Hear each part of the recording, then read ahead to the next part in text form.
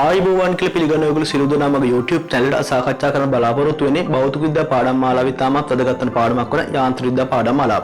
ඉතින් මේ යාන්ත්‍රික විද්‍යා පාඩම් මාලාව යටතේ සාකච්ඡා කරන්නේ කාර්ය හා ශක්තිය කොටස. ඉතින් කාර්ය හා ශක්තිය කොටසේ පසුගිය විභාග ප්‍රශ්න පත්‍ර තමයි සාකච්ඡා කරන්න බලාපොරොත්තු වෙන්නේ. ඒක නිසා ඔයගොල්ලෝ මේ වීඩියෝ එකත් මුල සිට අවසාන තෙක් අධ්‍යයනය කරලා ඔකටනේ මග හැරුණු තීර කොටස් ටිකක් තියෙනවා. ඒ පසුගිය විභාග ප්‍රශ්න ආශ්‍රයෙන් ආවරණය කරගන්න කියලා කියන්න කැමතියි. ඒ වගේම මගේ YouTube channel එක දැන්ටම subscribe කරන්න නැත්නම් subscribe කරන්නත් අමතක කරන්න එපා.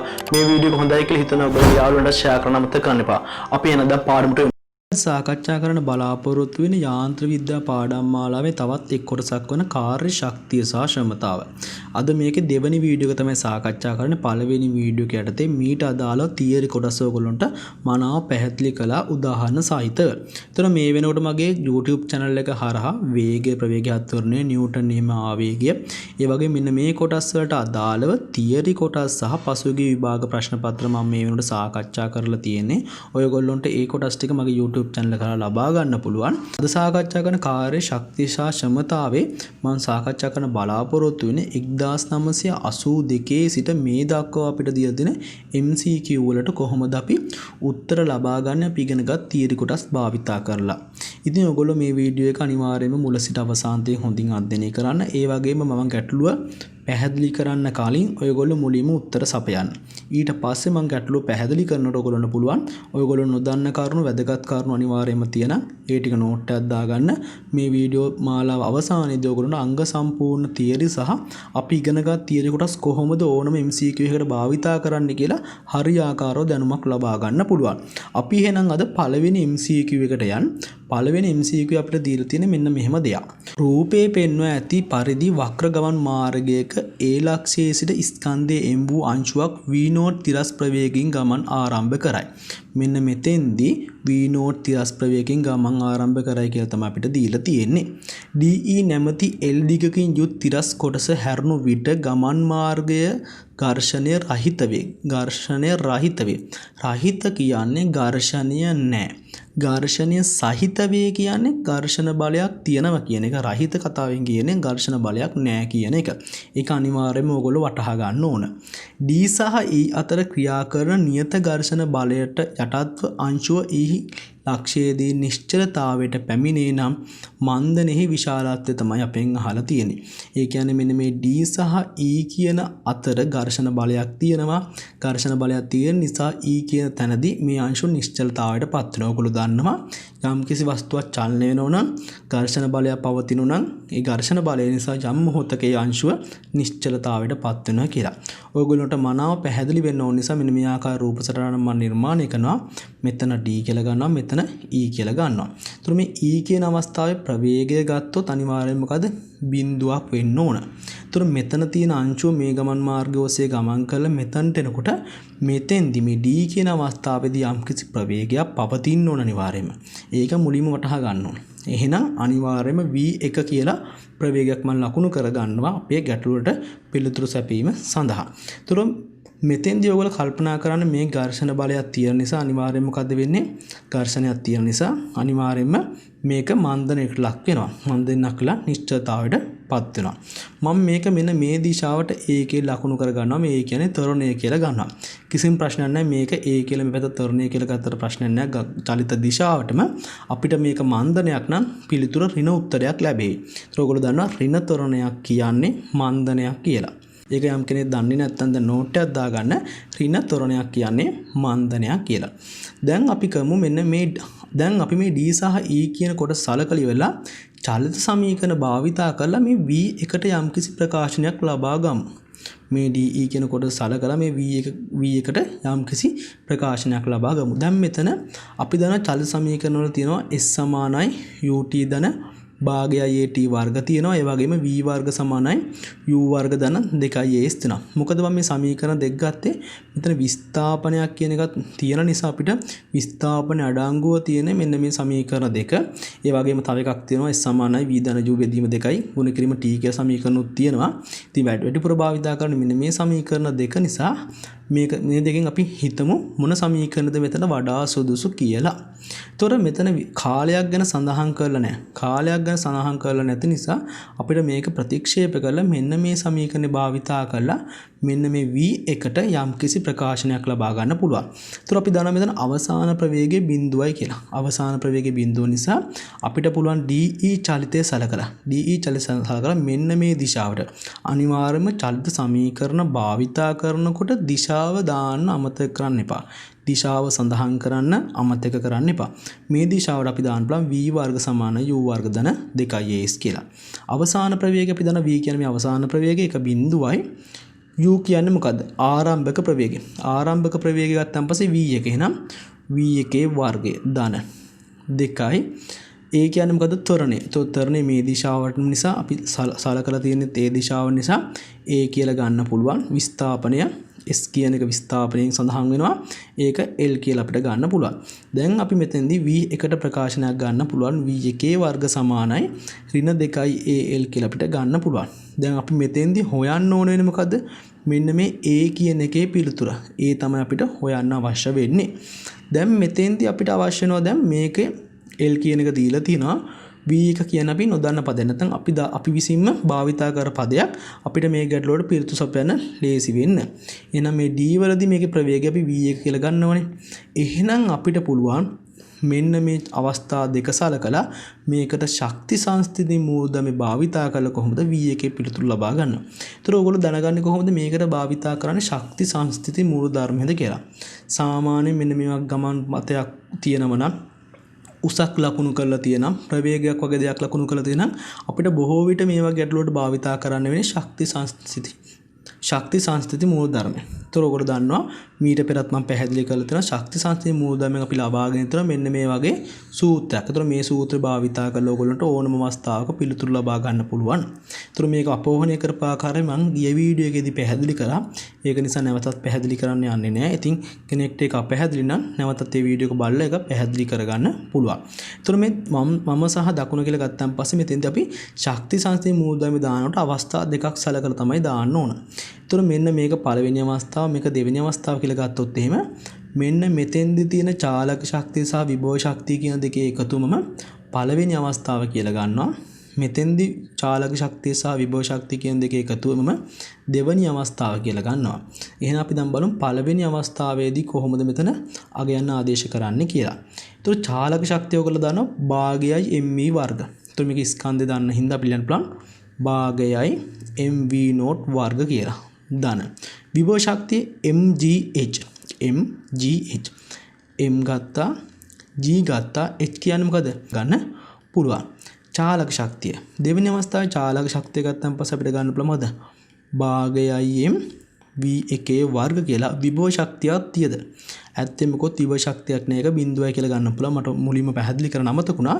මෙන්න මේ මට්ටම තමයි මම ගත්තේ විභව ශූන්‍ය මට්ටම කියලා. ඒක නිසා මෙතන උසක් නැති නිසා විභව ශක්තිය බිඳුවයි කියලා අපිට ගන්න පුළුවන්. දැන් අපිට තියෙන්නේ මොකද්ද? දැන් අපිට තියෙන්නේ මෙන්න මේ v1 වර්ග කියන එක උක්ත කරගන්න. ඒතර v1 වර්ග කියන උක්ත කරගත්තන් පස්සේ අපිට v1 වර්ග සමානයි කියලා මෙන්න මේ වගේ ප්‍රකාශනයක්. මේක සුළු කරලා ගන්න ඕගොල්ලෝ 2gh ධන v0 වර්ගේ කියලා අපිට ප්‍රකාශනයක් ලබා ගන්න පුළුවන්. පැහැදිලිද? v1 වර්ගයෙන් මේ උක්ත කරගත්තොත් මේ භාගය වත් කරලා බෙදලා ඔයගොල්ලෝ මේක පොඩි සුළු කිරීමක් කළා මේ v1 කියන එක v1 වර්ගයෙන් උක්ත කරගන්න. දැන් ඔයගොල්ලන්ට පේනවා මෙතන v1 වර්ග තියෙනවා මෙතන v1 වර්ග තියෙනවා මේක පළවෙනි ප්‍රකාශනය කියලා ගත්තොත් මේක දෙවෙනි ප්‍රකාශනය කියලා ගත්තොත් ඔයගොල්ලන්ට මේක සමාන කරලා ගන්න පුළුවන්. මොකද 2gh ධන v0 ගේ වර්ග සමානයි ඍණ 2al කියලා. දැන් අපිට මේක අත්‍තරම ඕන පිළිතුර මොකද්ද මේ a කියන පිළිතුර. එහෙනම් a කියන උක්ත කරගත්තම අපිට එනවා ඍණ 2gh ධන v0 ගේ වර්ග බෙදීම 2l කියලා.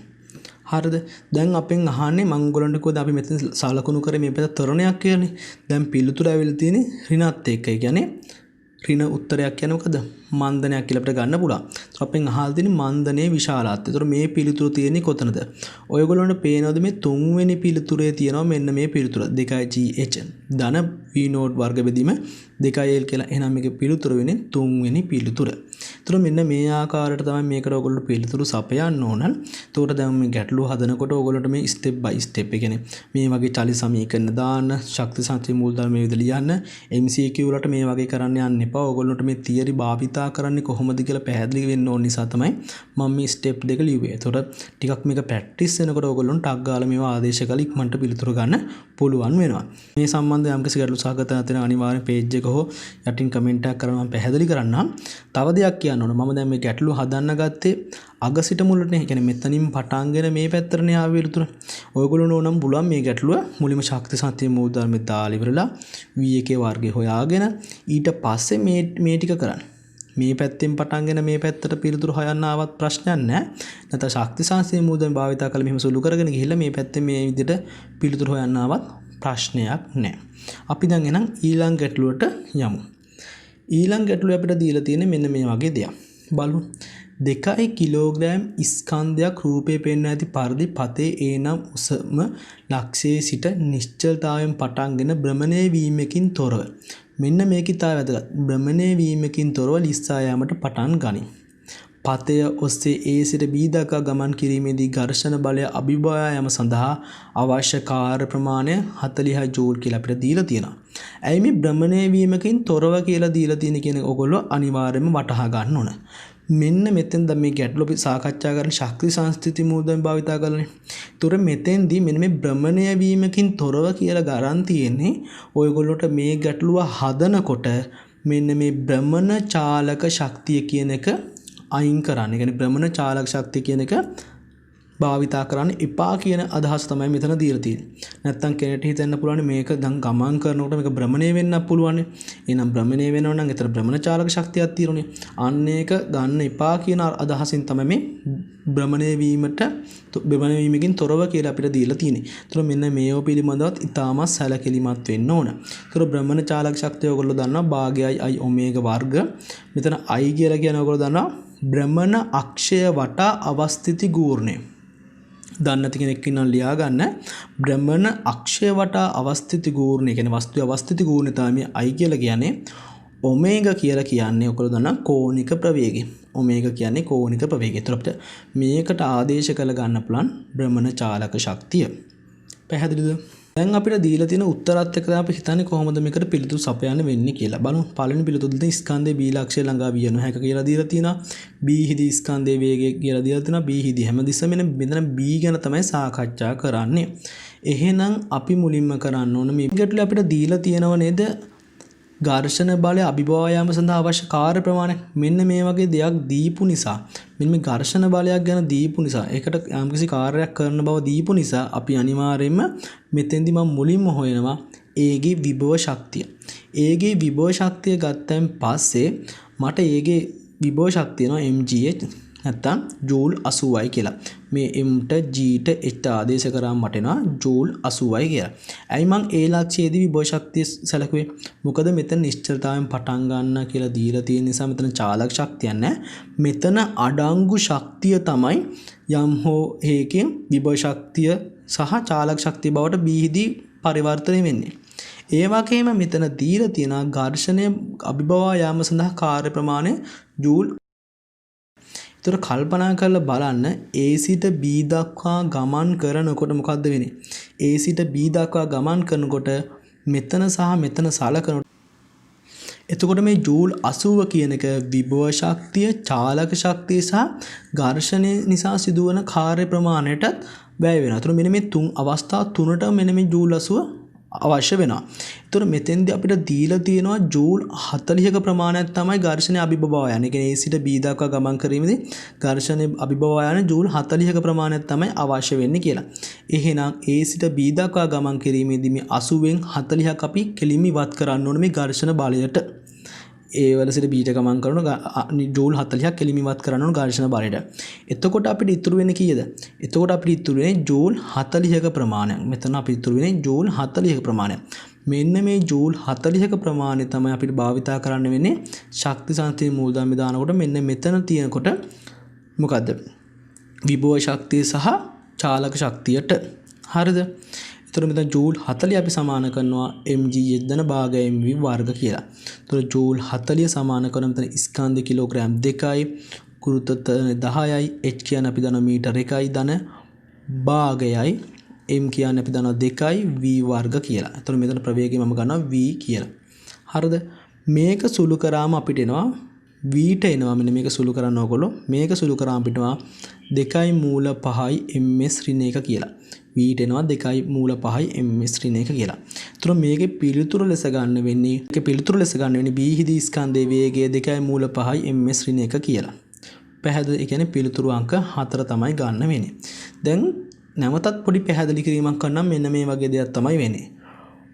ඒ ලක්ෂයේදී මේ වස්තුවේ යම්කිසි විභව ශක්තියක් පමණක් ගැබ් වෙලා තියෙනවා. මොකද ගැබ් වෙලා තියෙන්නේ විභව ශක්තියක් පමණයි. ඒතර මේක පටන් ගන්න නිශ්චලතාවයෙන් නිසා තමයි මම කිව්වේ විභව ශක්තියක් පමණක් ගැබ් වෙලා තියෙනවා කියලා. මේක B තැනට එනකොට මොකද වෙන්නේ? මෙතෙන්දී අනිවාර්යෙන් යම්කිසි ප්‍රවේගයක් තියෙන්නත් පුළුවන් නැති වෙන්නත් පුළුවන්. මොකද ඒකට හේතුව මෙතන ගැබ් වෙලා තියෙන විභව ශක්තියෙන් යම්කිසි ප්‍රමාණයක් ඝර්ෂණ බලයට වැය වෙනවා. ඉතුරු ටිකෙන් තමයි මෙතන චාලක ශක්තිය සහ විභව ශක්තිය බවට පරිවර්තන වෙන්නේ. ඇයි දැන් මෙතන හදිස්සියවත් ඔයගොල්ලෝ කල්පනා කරලා බලන්න මෙන්න මේ ඝර්ෂණ බලයට මේ ජූල් 40ක් නැතුව අපි හිතමු ජූල් 90ක ප්‍රමාණයක් වැවුණා කියලා. ජූල් 90ක ප්‍රමාණයක් වැවුණා නම් කවදාවත් මේ වස්තුවට මේ B කියන තැනට එන්න බෑ. තේරුණාද? B කියන තැනට බෑ. නමුත් මේ A සිට B දක්වා ගමන් කරද්දී මොකද ජූල් 40ක ප්‍රමාණයක් පමණයි වැවෙන්නේ. එහෙනම් ඒ 40 ඉවත් කරන් පස්සේ ඉතුරු ජූල් 40 ප්‍රමාණය තමයි මෙතෙන්දී පරිවර්තනයේ මෙතන තියෙන විභව ශක්තිය සහ චාලක ශක්තිය බවට ඒ අවස්ථාවේදී මේ විදිහට ආදේශ කළා අපිට අවසාන පිළිතුර ලබා ගන්න පුළුවන්. පැහැදිලි? ඉතින් මේ ගැටලුව සම්බන්ධයෙන් යම් හෝ ගැටලු සහගත නැත්නම් අනිවාර්ය විමසීමක් කරන්න මම නැවත පැහැදිලි කරන්නම්. මොකද මේක ඉතාමත් වැදගත්. ශක්ති සංස්කෘතිය භාවිතා කරන වගේම අපි යම්කිසි ශක්තියක් බවට පරිවර්තනය නම් ඒක අඩු කරන්න, ඒ වගේම එකතු කරන්න තියෙන එකතු කරන්නත් අපි වග බලා ගන්න ඕන. අද වීඩියෝ එකේදී මම ඔයගොල්ලන්ට පැහැදිලිව MCQ දෙකක් සාකච්ඡා කරා. ඉදිරි MCQ ටික සාකච්ඡා කරන්න බලාපොරොත්තු වෙනවා. මේ සම්බන්ධයෙන් යම් හෝ ගැටලු සාකච්ඡා නැත්නම් අනිවාර්යෙන් කමෙන්ට් කරන්න. නැත්නම් පේජ් එක සම්බන්ධ කරන එක निराකරණය කරගෙන පාඩමින් ඉදිරියට අපි යමු. ඔබ සැමට සුබ දවසක්.